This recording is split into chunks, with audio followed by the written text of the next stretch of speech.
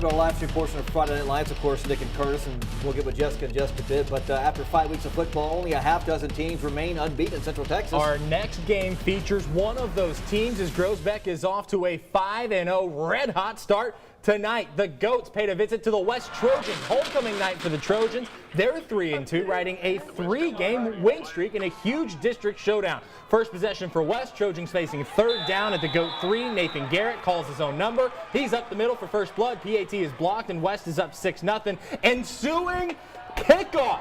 This one gets kicked deep to Amir Lee, standing near his own 10. Fields the kick, breaks to the outside, gets on the sideline, accelerates, turns on the Jets, breaks a few tackles, one man to beat. Can he do it? Yes! He's into the end zone, going 90 yards to the house. PAT gives Groesbeck the 7-6 lead. Go to the big board. Trojans with a big District 9-3A Division I win, 48-33 over Groesbeck. 3-1 Cameron Young stepped out of district play to host Katy St. John the 23rd. St. John kicking off to Thomas Melton. And we always say special teams. You got to, it's a turning point in the game here. It is, and here's why. Melton makes one guy miss, follows his blockers. Oh, somebody gets lit up there. He's all the way down. To start the second half right there, on offense, Anthony Lane. Gonna find Kobe Young. Swings it out, makes a defender miss, goes back the other way. Nice juke right there. Follows a block. Look at these guys blocking downfield. Don't hit our cameraman Foster. There he is. He's still going down. He's brought up right down to the, that's first and goal from about the 5-yard line. Is Foster okay? I hope so. Lane calls his own number. He's gonna punch it in the end zone. That was 40-0 Cameron Hill at that point. They go on to win 48-0. Wow. Number 5 Rockdale open up their brand spanking new stadium tonight along with the new field house. They square off against Manor. New Tech Tigers open up on offense. Jason Robinson hands it off to Cameron Valdez. Huge hole on the left, picks up a gain of 15. Rockdale lines back up. Smoke screen to Keyshawn Raven. Sheds one tackle, and Rockdale is in business. A few plays later, Robinson going over the top to Quentin Hughes in the corner of the end zone. That is 7-0, the Rockdale lead. They are, at last check, we're up 50-6 on Manor New Tech. Let's stay in District 10-3A. Little River Academy playing host to Lago Vista. Lago Vista getting on the board first. Lane Powers gets the handoff. He's going to power his way all the way to the end zone as they jump out to an early 7-0 lead. Academy looking to respond here. Jerry Cephas decides to keep it. Look at nobody. I'm going to just go ahead and use my legs. Down some space. Gets a man, gets out of bounds for a first down. Academy can't get in the end zone, so they elect to go for 3, but it's blocked by Lago Vista. This game was tied at 13 at the half. But how about this? We don't even know what the score is, but hey, I'll get you a score before we go off the air. Scores from around Class 3A T. They fall to Grandview 35-13. Troy wins over Gerald 45-2. Clifton, big win over Venus 45-0. Burton, they win 42-7 over Rogers. And of course, McGregor on the road, they win big 42-20. Now, every week we bring you the story of one high school football player doing extraordinary things here in Central Texas. This week, a young signal caller, and Nick, I mean a young signal caller, who's impressing his coaches and teammates, wins our Gridiron Player of the Week award for a 4-touchdown performance last week at home in only his freshman year. Wow, we got 3 more years to go. Tonight, we meet China Spring freshman Braden Faulkner. He's becoming a little leader, honestly, and I can see him in his senior year. He'll definitely be a leader of this team. As the 2018 season kicked off, the China Spring Cougars saw a new leader under center. Freshman Braden Faulkner took the reins as new QB1. At the start, 7-on-7, it was kind of rough, but I knew he was going to progress over the year, and he definitely has showed up over the years, so it's been good playing with him, blocking for him. There are a lot of leaders that kind of brought me up through the weeks and helped me kind of establish who I was and just encouraged me through the way. During Week 5's 37-16 Cougar win against Argyle Liberty Christian, Faulkner and the Cougar offense clicked. In the game, Faulkner scored 4 TDs, finding pay dirt twice through the air and twice more on the ground. Once he had that first run, I think you started getting some confidence and starting to kind of see things in the game starting to slow down a little bit for him. I know he's just a freshman, but he's an extremely hard worker, makes extremely good grades. He's a very cerebral kid, and things are, like you can tell, things are starting to slow down for him. Whenever everyone else is playing good, then I'm playing good. and we kind of all keep each other in check and make sure everybody's on the right page. We're all pointing in the same direction. And if you ask the young signal caller, he's quick to deflect that credit, much to his coach's delight. Our offense really gets working when the up front five, whenever they start get going. It really helps me out running the ball wise and blocking wise whenever they're passing. And that's the best thing about it is we do have the future is bright, but at the same time we're worried about the present. For now, though, the Cougars have their eyes set on district play when they know they'll need every single leader on that squad to step up. I don't really focus on like me. I try to encourage everybody else. Like it's not about me. It's about everybody else. I mean, for us to be good, he's going to have to play well. And, I mean, that's just one thing that's going to have to come with the territory, with the quarterback position. And remember, China Spring got a huge win in their non-district finale tonight down at Houston St. Thomas. They will open with Stephenville next Friday night in a murderer's row, District 5 4A Division 1. It's China Spring, Gatesville, La Vega, Brownwood, and Stephenville. Pick your poison. Yeah, there's 5 amazing teams in there. All of them are capable of making deep playoff runs, and you have to live one of them at home. Yeah, that's crazy. Hey, we talked about, I'll give you that score with Academy. Academy did win 27-19 over Lago Vista, so huge win for those Bumblebees. Yeah, huge win at home for the Bumblebees. All right, speaking of big wins, let's go back out to our game of the week. Jessica Maury live at Wildcat Stadium where the Temple Wildcats come away with a huge win. Jess, tell us all about it. In that Gridiron Player of the Week package, Belton drove down the field and tied it up. Connor Carruthers with a beautiful pass down the middle, the receiver doing the rest of the work, scoring the touchdown. They didn't go for 2 for the win. They kicked the extra point for the tie. We are all tied up at 42 here with about 13 seconds left to play. Belton just kicked it off to Temple, and it was a touchback. Now, what is head coach Scott Stewart going to do here with the Wildcats? Is he going to take a knee, and are we going to go to overtime? Or is he going to try a Hail Mary down the field and try to win this ball game? Coach Stewart, it's a gambling man. He might do that. He might take a chance here. I don't expect them to take a knee, but they could send this one to overtime. This game is already long as can be as it is. It is 10:42, and we are still playing. So let's take a look at what's happening right now. Temple just got a false start flag. They're going to be backed up 5 yards now. I'm going to have you guys take a look at what's going on here. All right, the crowd is ecstatic here. The Belton fans are on their feet. The Temple fans are lining the railing at this game. This is unreal. All right, they're not going to take a knee here. He's got an empty backfield for Jared Wiley. 13 seconds left with 1 timeout. Let's see what he does. Wiley under pressure, trying to get away. Down the field.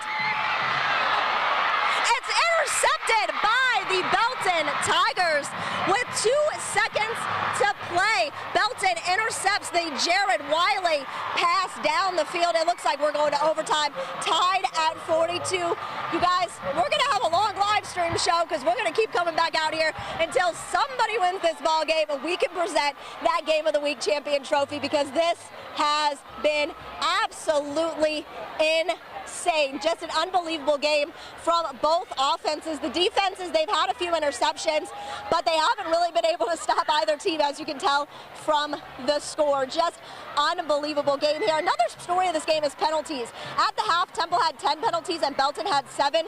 Now they've had even more. That's another reason this game has taken forever, because there has been a ton of laundry on the field in this game. It's a rivalry game. Things happen, but lots of false starts. Part of the reason Belton was able to drive down the field and score to tie the game was because of a late hit out of bounds penalty on Temple. So that brought them down. That's a 15-yarder. That brings them down. We are going to overtime, tied at 42. We'll come right back here and bring you more updates. For now, we're reporting live here at Wildcat Field at our very crazy Game of the Week. Jessica Maury, back to you guys. What? I'm sorry for going ahead and say that Temple did win, because they were running out the clock. Last time we saw, they were running out the clock to win. So what a turn of events in just 1 minute and 50 seconds. I got nothing, man. I don't know what to say. That's awesome. That is an amazing game. That's awesome. I mean, anything can happen in overtime. Okay, next week, the 3 of us have to play rock, paper, scissors to see who gets to go to the Game of the Week, because that's phenomenal. That is phenomenal. So now here's my question: What are you going to do if Connor Carruthers from Belton just heaves it downfield and they score? We're gonna have to go back up to Jess. We're gonna have to go back up to Jess. But before we do, we're gonna drop down to Class 2A. Moody, they came in at 1-4. I'll tell you what, look, their offense has been non-existent, and they can't stop anyone on defense, though. Then on the flip side, Riesel's off to a 3-1 start and looking to bounce back after a tough loss to their rivals, Mart, last week. All right, both teams in search of their first district win of the season. Can they get Let's go out there. Good crowd on hand at Fair Park Field. Homecoming tonight. I had my date. Curtis had his. Let's get to the action here. Carry by Brayton Jenkins. He's going to go to the right side. Sheds a couple of tackles, couple of more tackles until he's taken out of bounds. And then Steven Searcy gets in the end zone right there for the first touchdown of the game. Then Ethan Embry on the carry for the 2-point conversion. Little trick reaction. Reverse to the left side. He literally walks on in. Easy right there. And then here we go again. Searcy to Embry. 21 yards on this little smoke screen here. Keeps on going. Riesel, they win and win big. 42-zip your final. Bartlett came into tonight's game 0-5 on the year with an offense averaging just over 3 points a game. Oh, Can they get them turned around against Snook? Second quarter, Blue Jays up 14-zip. Wanting more, Damon Allen takes the handoff, shakes off tacklers quite literally for a first down. He's a special kid on this drive. KJ Masick rolls, decides to run, and goes straight into your living room for the first down for the Blue Jays, and there it is. Then to cap it off, cheerleaders liking that play. To cap it off, scissors action in the backfield. Allen cuts up, scores. 2-point conversion's good. It's 22-0. Go to the big board, and that's the last score we have at this point was Snook 22, Bartlett nothing. Bartlett's offense still struggling. Scores from around Class 2A. Bosqueville wins big over Italy 42-2 or 48-2. Bristol Eddy big win over Itasca 22-13. Also, who else do we have there? Holland. Oh, look at Holland. The Hornets 21-20 over Thorndale, and Bremont 42-22 over Hamilton. Then you got Florence on top of Chilton 58-14. Rosebud Lott rebounds 21-6. That's Marlin's first points of the year. Marlin, the battle for Falls County. Marlin finally getting on the board this season. All right, here, moving on. What do we have here? Coach? Okay, we do have Coach. You know, we saw Weston Grossbeck. That was a huge game. Incredible game. Big win. Big win by the West Trojans. Joining us right now on the FNL hotline, head coach David Woodard. Coach, congratulations. What does a win like this do for your team's confidence going forward? You know, it's huge for our confidence. You know, we started out district with two really tough teams, and to be able to come away and win both of those games, it's huge for our kids, especially the way we started the season and with some injuries and struggling like we did. So just proud of our kids and proud of our coaches, the way they've still come out each and every day and plugged away and worked hard to try to get this thing going in the right direction. Coach, it's Curtis. When we talked earlier, you had mentioned that you guys just started to click and realize what certain kids can and can't do because you have a completely different team from a year ago when you guys made it 3 rounds deep. What is it about this team that has sparked this this 4-game winning streak? You know, I think there's a lot of seniors. There's seniors with a lot of experience, and you know, those guys know what it takes to win, and those guys are leaders. And our young kids and our new kids have latched onto those guys and really follow their lead. And our leaders are doing a really good job of coming out to practice each and every day and working and taking care of things in the weight room, taking care of things in the classroom, and it rubs off on those younger dudes. So it's just real important that that those guys keep doing that, and we keep working each and every day to get better and take another step. What did you tell your team after this win tonight? Just told them how proud I was of them. You know, they've been we've been through a lot this first 6 weeks or so of the season, and you know, to overcome the adversity. You know, we didn't play real well in the first half, made some mistakes, and put ourselves in some bad situations, and we got some things fixed at half, and the kids didn't panic, and they handled adversity and came out well, and just really played a good, solid second half, and just proud of their effort. Coach, you know, this district, it's wide open, but not an easy district in the slightest bit. You've got a lot of really good teams in here. You've still got Teague left on your schedule. You've still got McGregor left on your schedule. How important is it to take this district schedule? If we have a graphic built with the next 5 games for the Trojans, if we can show that. How important is it to make sure that your kids are taking this week by week and not looking too far ahead? It's huge, you know, and that's what we talked about. We talked about, let's worry about tonight. We'll worry about tonight, and then we'll worry about tomorrow, and we'll worry about the next day. And you know, it's so important that we focus on the now. And I know all that stuff sounds cliche, but it is huge. I mean, we've got to make sure that we're taking care of what we need to take care of, and you know, we always talk about taking the next step, and what do we have to do to take that next step? And so, we're going to come in tomorrow and watch film and get some things fixed and focus on finishing this one up, and then we'll look forward to what we've got to do to prepare to be ready to play next Friday night. All right, Coach, we appreciate you joining us tonight. Congratulations on the big win. Good luck next week at McGregor, and hopefully you guys go out and destroy that district, because you guys are playing really, really well. Thank you very much. Sure appreciate y'all. West head coach David Woodard, tell you what, that was a big win tonight, especially over a team that has been looking really, really good this season. They really have been, especially over the past 4 weeks. Those first couple of weeks, they had some, like Coach talked about, a rough start. Lost to Hillsboro, lost to Eastland, and then they got the ball rolling, and they looked every bit the part of a playoff team tonight. All right, let's go out to Jessica Moore, who's back live at our Game of the Week, where we last saw 48-48 in overtime. Jess, give us an update. First and goal for Temple. All right, I'm just going to let you guys see what's happening here. First and goal for Temple. Belton scored on their first possession. Temple trying to tie it up, just short. Second and goal. Sorry, I'm out of breath. We just ran down here. So, Belton scored on its first possession of overtime to make it 49-42. Temple has to score a touchdown here and kick the extra point to tie the game and send it to double overtime. So here we go. Second and goal. Timeout. All right. Woo! Y'all, this is insane. Belton leads 49-42. There is no game clock now. It's just a play clock. There's no game clock here. So because Belton scored that touchdown on their opening drive, Temple has to score here with second and goal from the about 2.5-yard line to be able to send this game to double overtime. They could kick an extra point, go to double overtime, or they could go for 2 and win it. We'll see what they do, but they have to get in the end zone first. Again, just an unbelievable game here. Let's see if we can show you the stands. Can you see the stands here? People are lining the railing for this. Unbelievable. All right, here we go. Let's go back. Here we go. Second and goal for the Temple Wildcats. They're going to run the ball. They've got no receivers out wide. Empty set. They hand it off to the running back. He's in. He's in. That's a touchdown.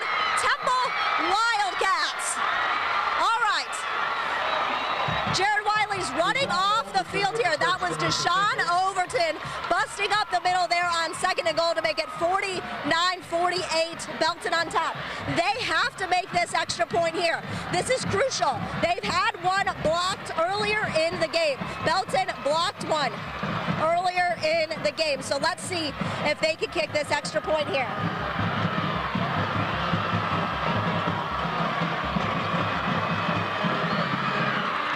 It's good. It is good, ladies and gentlemen. We are going to double overtime, tied at 49. Not a single fan has left their seats in this one tonight. What a ball game. What a ball game. So I know you guys are going to have to come back out to me, and hopefully we'll have another update for you. But, I mean, if we can give you these live looks, that is pretty impressive. You just saw Temple score,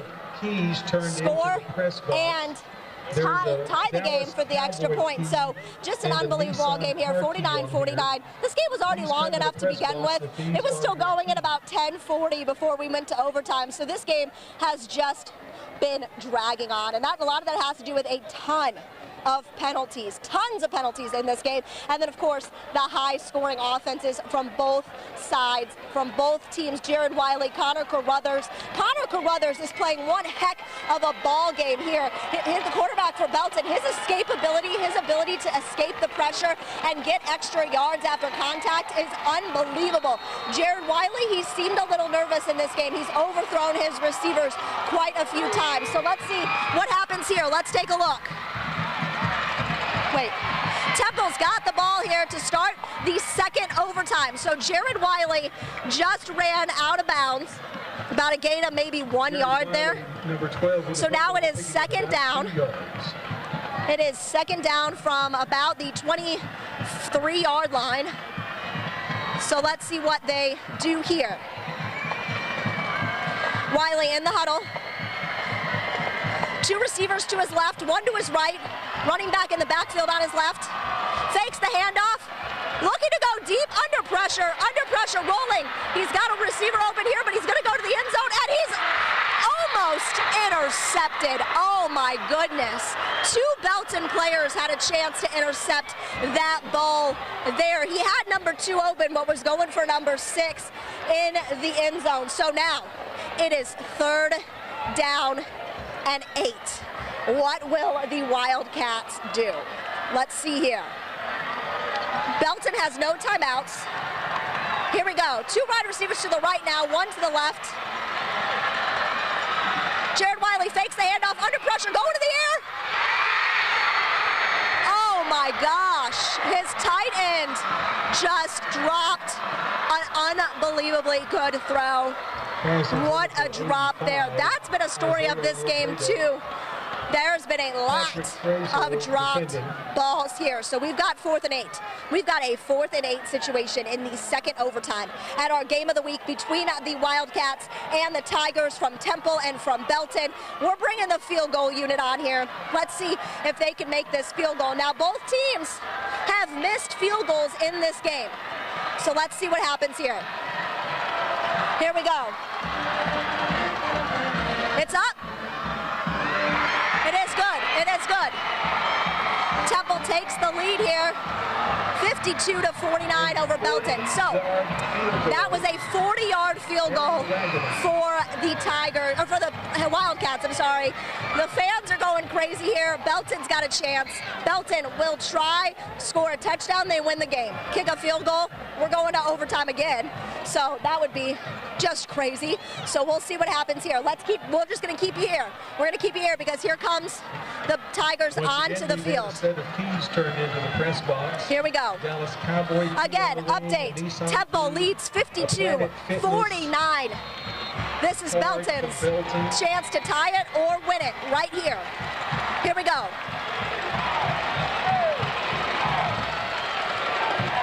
Connor Carruthers hands it off to his running back. His running back is stuffed at the line of scrimmage on 1st down here in this second overtime. So here we go. It's 2nd down and 10 from the 25-yard line. Again, Belton needs a touchdown to win. Here we go.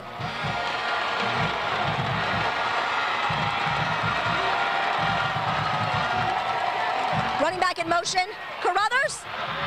The ball is dropped. This running back could not hold on to the ball there. So what happens here? It's 3rd down. Brings up 3rd down. Here we go. Again, Belton needs a touchdown to win it. Field goal to tie it. 3rd and 10 from the 25.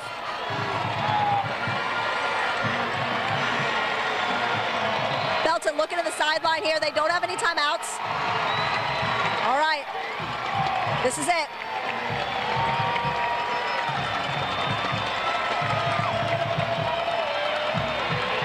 Carruthers is sacked. He is sacked. Wow. Tempo's T.J. Franklin. And you know who sacked him? That was T.J. Franklin. That's right, a Baylor football commit at defensive end. T.J. Franklin coming in with the sack. So here we go. Here we go. Belton has got to make this field goal. This is a 45-yard field goal. Again, both teams have missed field goals. 51-yard field goal. Sorry, 51-yard field goal. 51. 51 for the tie.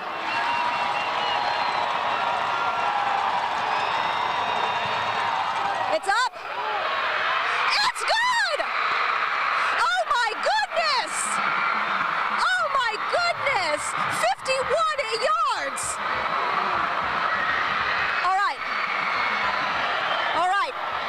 All right, guys. 51 yards to tie the game here at 52. We're going to a 3rd overtime. Unbelievable. I'll send it back to you, Nick and Curtis. We'll come back out and we'll see what happens in this 3rd overtime. 51 yards. I'm even Facebook Living it right now. This is how unbelievable it is. 51! Hey, and he still had about 5 or 6 yards He spare. kicked it with plenty of distance. 50. Unbelievable. 50. We're gonna go back to that game in just a You're bit. talking We still about got a high school oh kicker. man, that's unbelievable. Kicking it not only 40 yards. Hey, that's Division One. Division One right there. Wow. That's unbelievable. So can we call him player of the week? Yeah, we could. We could. We still got plenty of stuff here. Let's go out. Coolidge comes in, one of the hottest teams in the state of Texas. Their defense is giving up an average of 5 points a game. We're talking six-man people. 5 points a game? Come on now. Unbelievable. Let's go. James Green pitching it back to Daniel Shijon. Hurst, Darrison Brooks going to be taken down by Coolidge right there. And then Green throws to Darius Brooks. Long run right here. Well, he's looking around. Throws it. Nice catch. Going to get all the way down to about the, 30-yard line. Boy, look at that. It was nasty out there. Later in the second, Green again to Trey Quentin Green. But this time, he's going to be picked off by Hamilton with just seconds to go in the quarter. And let's go to the big board on this one because Coolidge, 28-19, they are still rolling. Scores for around Class A for you tonight. Jonesboro, they double up Aquila, 56-28. Abbott, they get a big win over Waco Methodist Homeschool. Nope, that one's in the fourth still. 42-16 is the score on that one. But let's face it. Yeah, let's go back out here real quick. We still have taps to go, and of course the Astros. But let's go back out with Jessica Maury. Triple overtime, tied at 52. Going to give us an update here, Jess. It's just the game. All right, guys. We are in the third overtime. Game tied at 52. Belton is facing a 3rd and 6 from the 20-yard line. Carruthers going to the end zone. No one was there. 4th down. Now, in the third overtime, the rule is if a team scores a touchdown, they have to go for 2. They cannot kick the extra point. They have got to go for 2 if they score a touchdown. That's not going to be the situation for Belton right now. They're going to try to kick another field goal. Their kicker just nailed a 51-yarder to tie the game. Just unbelievable. You do not see that from high school kickers at all. Unreal. So both teams have kicked extra point or kick field goals here to keep this game alive. 52-52 in the third overtime. Here we go. Here comes Belton's kicker to try to do it again. Here we go.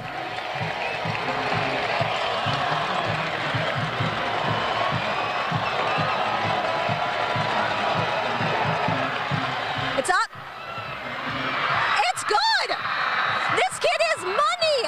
Unbelievable. 39-yard kick.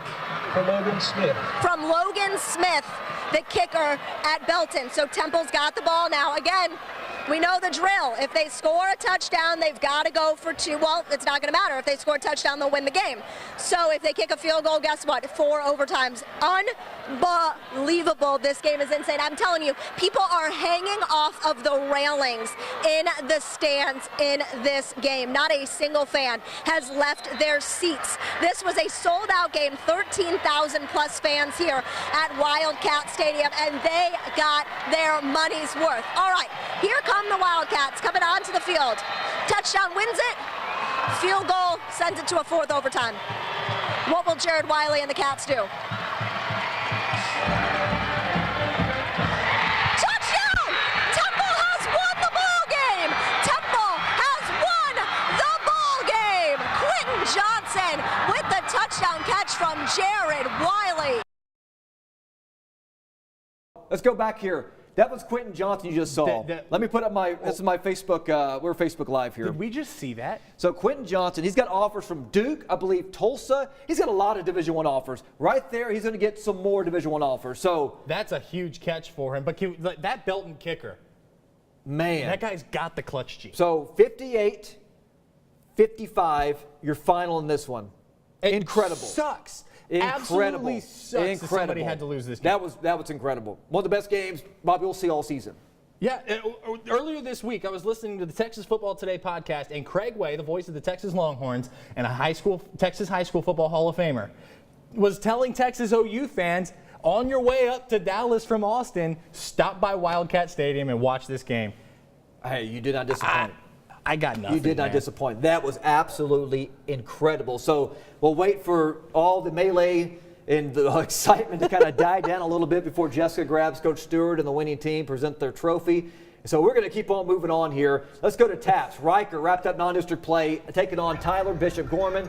Gorman driving. Jake Smith hooks up with Dazzy Afidi for the 10-yard touchdown. Smith and the Crusaders just not done yet. Smith hooks up with Zach Bradford for a huge gain. Nearly took the whole Cougar defense with him, too. Look at him. That is a powerful man. Hey, that's a lot of squats in the weight room because you got to have some legs like there. Then Jabari Watkins caps off the drive, 6-yard touchdown. Maybe the play of the half here, a good one. Tyler Haas picks up the bounce, outruns a defender to the edge, and Curtis somehow avoids, I don't know how many tacklers. What in the world? I think that's actually Charlie Brewer. Houdini-like. Houdini-like. Bishop Gorman, they go on to win 61-13, but incredible play. Riker right now there. starts district play next week. Yeah. Let's take a look at some other sports from around Taps. Live Oak falls to New Braunfels Christian, 68-22, the final on the road there. Wow, okay, so let me take a quick breather here before we leave you tonight. We're not going to leave you just yet, though. It's October, which means playoff baseball, and of course, I'm a diehard Astros fan. Do you need me to read this? No. Hey, listen, all I know is my Astros are going for back-to-back World Series titles. It's going to be tough. It's going to be tough. It is. Besides the Astros, Cleveland also has a really good pitching rotation that could give Houston problems, and it's the reason my dad's an Indians fan. Game 1, huge for both sides this afternoon. Tell you what, Minute Maid Park rocking this afternoon. A lot of my friends are out there. I wish I was out there. There's Justin Verlander, Game 1 in the American League Division Series. This game was a pitching duel until the 4th. Alex Bregman exit stage left. 396 feet to the Crawford boxes. It's 1-0 Houston. Let's go to the 5th. George Springer. He's hit a home run in 5 consecutive postseasons, 402 feet on this blast. The Astros just keep rolling. Your next batter, Jose Altuve. They go back-to-back. Altuve, I love seeing him on fire because, I mean, he was 3rd in the AL in average. It didn't matter. He is rocking and rolling. Corey Kluber just lasted 4 2/3, gave up 4 runs and 6 hits. Verlander had a no-hitter until the 6th. He finished with 7 strikeouts. Astros roll 7-2. Game 2 tomorrow afternoon at 3:37 on TBS. And I will have highlights of that game tomorrow night at 10 o'clock on Channel 6 News because Notre Dame is not playing on NBC. So we'll be on right at 10. Yeah. I'll have highlights from that game. We'll have highlights from UMHB tomorrow. By the way, worth noting, Baylor Soccer notched their first ever victory at West Virginia tonight. They got that one against the number 16 team in the country. Oh, I'll tell you what, and I went out there yesterday in soccer, and they were talking about how big this game, they treat it like any other game. Yeah. But West Virginia is another beast. Because West Virginia is one of the best programs in the Big 12. Yeah, and year in and year out, they're always competing for a Big 12 championship and also a national championship. So that's a huge win by the Baylor soccer team as well. So you got to give them a ton of credit. Also, my Astros, can't forget about them. Okay, your Astros. Can we talk about that for a second? Because I got to admit, I know I was talking a lot of mess to you earlier, but Nick, I'll say it right here in front of all of our faithful audience here in Central Texas. If your Astros stay this hot through the postseason, there is nobody who can beat them in a best-of-5, in a best-of-7, in a best-of-whatever series. They're the best team in baseball when they play like that. Another guy that heated up, Martin Maldonado, they got in a trade for the Angels. He had a solo shot. Tomorrow, Garrett Cole goes. He was second in the strikeouts. He's second in the league in the strikeouts behind Justin Verlander. Yeah. So it's a nasty 1-2 punch there. Also, you know who else is hot? Max Muncy, the former Baylor Bear, who has had a career year, the year of his life for the Dodgers. Hit a home run, 3-run shot last night in a big win over the Braves. Did you see the home run he hit Monday? Yeah. The guy is incredible. I think it's still in the air. Incredible. I don't think it's landed yet. And of course, also tomorrow, you got UMHB. UMHB, a top 10 showdown, kickoff at 6 p.m. at Crusader Stadium. They are facing Hardin Simmons. And Nick, 20 of the 21 seasons that the American Southwest Conference has had football, Hardin Simmons and UMHB have either one of those teams has either won it outright or they've shared the conference title. So this is pretty much your de facto conference championship game. Yeah. I mean, you can't, and I guarantee you, though, UMHB is going to come out on top. They were playing so good. They really are. So hot right now. Baylor at home against Kansas State. Jessica will be at that game. Yeah, and you know, and Baylor has a shot to go 4-2. And it's a legit shot of actually winning tomorrow. Because Kansas State's not good. They are not good at all. They're not good, but it doesn't ever matter how bad Kansas State is. They never beat themselves. And that you've got to make sure you're not beating yourself at that point. Yeah, let's go with some scores here. Throw out some scores. I think we have some maybe scores from 4A that we're talking about. Let's go back out to our game. Okay, let's go back here. Game of the week. This is in the first half. Yeah. This game went back and forth. Temple took the lead, and then Belton came back. And this game was back and forth. One time, Temple had a huge lead. And then you see right there, they go on to win in triple overtime, 58-55. If you think about it, we went to Jessica at one point, and it's 42-28. We go to her a few minutes later, it's 42-35. Then, all of a sudden, out of nowhere, it's tied. That was an unreal game. It was awesome. This was, saw Copper's Cove there. They had a big win tonight. They did. But no such thing as a bad win over Waco High. No, and of course, Midway, they had a bye this week. They'll play next week. 6A is just, that is going to be of course, a gauntlet district. You still got Temple and Midway you got to play. Belton right now, you see, I mean, I honestly thought that Temple would beat them by maybe about 14 points. They proved me wrong. So egg on my face. Belton is a team to be reckoned with. It's going to be, I mean, the top three teams as far as, you get Temple, Belton, Midway, those three teams right there. You talk to all the coaches in that district, and they look at at that district slate, and they go, man, Temple's the team to beat. But and we saw tonight, Belton. Yeah. Now, remember this. One thing worth noting, because there's the Ellis and Harker Heights score from last night. 12 6A scores right there. One thing worth noting, 6A is the only classification that's not split preseason by the UIL. So the 4 teams that make the playoffs, the 2 bigger ones go Division I. They go big school. Yeah. The 2 smaller ones go Division II. Temple and Midway, if they make the playoffs, are guaranteed to go Division II. Belton is the biggest school in Central Texas by far. Yeah, no They've got doubt. almost 3,400 kids. They're the biggest school in the district. They have to go Division I. So really, if those 3 teams make the playoffs, that 4th spot is going Division I. So that game was, a lot of these games are going to come down to seeding. Yeah, it's going to be big. Every game is a must-win for because them. One of the teams that's on that second round line for all anybody who makes it to the second round from our 6A schools, they have to go up against defending state champion Allen. And that is not good. So let's go back out to Jessica Moore, who's at Wildcat Stadium, where Temple victorious in triple overtime over the Belton Tigers. Jess, take it away. I won't be on the turf much longer. We give them 55 points again. I don't function well. We pride ourselves on defense around here. That was not defense tonight. I'm not going to bust your chops. We got a lot of stuff to fix. I need everybody to look in the mirror, okay? We don't give up 55 points at Temple, Texas. Offense, do it. Great job. You outscored them tonight. But I'm going to tell you this. The next time we play a team like that, it may be 10-7. You know what I mean? Every game takes on a personality of its own. Great job getting in the moment. Great job. All that overtime practice pays off.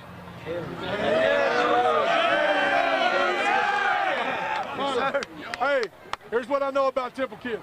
We don't always do the right things. We screw up, okay? But you got to fight us till we're dead, right? Yes, sir. You got to fight us till we have no breath.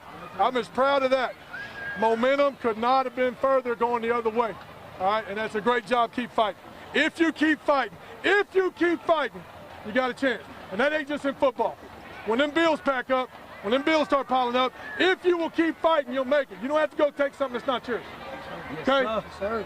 Learn lessons. What you learned tonight should help you for the rest of your life. I love you more than you know. Okay? One last thing. We're going to pray. Y'all let me forget last week. I ain't forgetting this week. Okay? But. Oh. Hey, Coach Stewart, you guys are our Game of the Week champions. This is for y'all. There it is. You want to hold it? Hey, now let's go. Hey, now let's go where we know. Let's go where we hang our hat. We know where our power comes from, right? Yes, sir. We know where that comes from, right? Yes, sir. Let's go to it. Heavenly Father, thank you for this time. Lord, thank you for allowing us to experience a battle like that. Well, we know that we didn't play as good as we could have played tonight. We know that it was chock full of mistakes. We also know if we keep a champion spirit and we fight and fight and fight, it will not matter what the scoreboard says, we will be winners. Lord, thank you for this family as we sit here today and the families of the future. Thank you for the men, the fathers, the husbands, the employers that these young men are going to be. Lord, I ask that you take these lessons, that they take these lessons with them, and they apply it to everything they do in their life. And I ask above all that they put you first. If they put you first and they look to the sacrifice that you made, we can't have a bad life. We thank you most of all for your son Jesus. In his name we pray. Amen. All right, Coach. Let's see if we can get the trophy here. Woo! Family on 3. 1, 2, 3. Family. All right, y'all stick around. Y'all stick around. All right, here we go. Have you come on over here? We are live on Channel 6 right now. We had that whole overtime live. Okay, that Game of the Week champions, 58-55 with 3 overtimes. Yes, sir. Second thing, shout out to the city. Third thing, shout out to the best teammates I got. Best teammates. If I got them, they got me. That's all we can do. That's all we can do. That's the best fan base I can get. Sold out. Shout out to the family. Shout out to everybody. Shout out to everybody. You know what it is. Shout me out. Hey, shout me out on Twitter. Run that holler, Q. Go ahead. Go ahead. Congratulations to the Temple Wildcats. They are Game of the Week champions, 58-55. They beat the Belton Tigers in triple overtime. You heard Coach Stewart's post-game speech. That was incredibly moving. You heard the prayer. Coach Stewart's going to join me here in just a second. He's doing an interview with the radio station ESPN 1660, but he will join me in just a second. And then finally we can call it a night. We can all go to bed. But Temple wins the Game of the Week. They are our Game of the Week champions, 58-55. In triple overtime, we've got the trophy over here. Everyone is celebrating. We're going to grab Coach Stewart here in just a second. There's St. Elton. He's got the trophy here. We couldn't have did this without the fan base we had. Adversity hit us and we answered back. I couldn't thank the man upstairs more. This is a blessing. This is a blessing. I never forget this game. This is a blessing. It's done. It is a blessing. You is right. I am telling you, Anthony Jackson, man, he is killing it with this. He loves the trophy. He is so excited for this game. Like I said, Coach Stewart is about to join us. What a game here. Everyone is on the field. Everyone from the Temple sideline has come to celebrate here with the Wildcats. What a ball game. Now, like Coach Stewart said, it wasn't perfect. It wasn't. They had a lot of penalties. They gave up 55 points. You can't do that in district play. You cannot do that in the postseason. So like he said, there is a lot to correct, but just an unbelievable game. These Wildcats never quit. It came down to the wire, 3 overtimes. The best game of the week we've probably ever had on Channel 6. Just unbelievable. So these Wildcats are going to enjoy this trophy. They are going to celebrate. They are going to have... This is a blessing. Hey, this is a blessing. I'll never forget this moment. I just want to thank the fans and the family, everybody that's out here, the coach. We got the best coaching staff in Texas. Texas football. That is what Texas football look like. This is a moment to remember.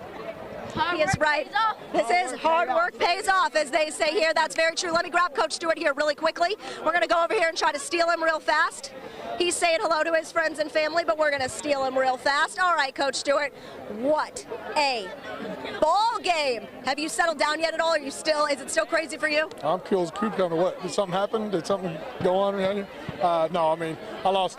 I told the kids they're going to have to explain it to my grandkids one day because they're just taking those years clean off the face of the planet. I'm not going to be around to see it, but that's what Texas high school football is about. It makes me sick in my stomach giving up 55 points, but, you know, when you get into a game, you get into the flow of game, every game takes on a personality of itself, and so you got to get in that moment. You got to play that moment as it is, and I'll tell you what, you got it. Wildcats going to play until it says 0 and until everybody tells us we're done. You got to fight us till the end. So I'm proud of that. Way too many mistakes, but proud of that.